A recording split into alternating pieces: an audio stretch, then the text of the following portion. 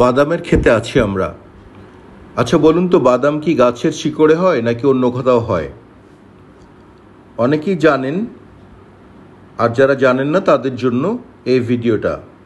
বাদাম গাছে যখন ফুল ফোটে, তারপরে পরাগায়নের পর ফুলের নিচের অংশে একটি লম্বা ডাঁটার মতো হয়, শক্ত, এটিকে পেগ বলে। আমরা ভিডিওতে দেখতে পাবো যে ফুল দেখতে পাচ্ছি, দেখুন হলুদ ফুল, এবং ফুলটা একটু লম্বা বৃন্তের উপরে থাকে। পরাগায়নের পর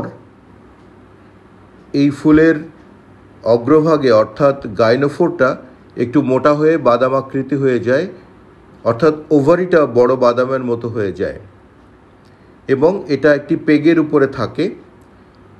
এবং দেখুন, এই যে পেগ দেখতে পাচ্ছেন, চিকন চিকন, এবং তার মাথায় বাদামের আকৃতি দেখতে পাচ্ছেন।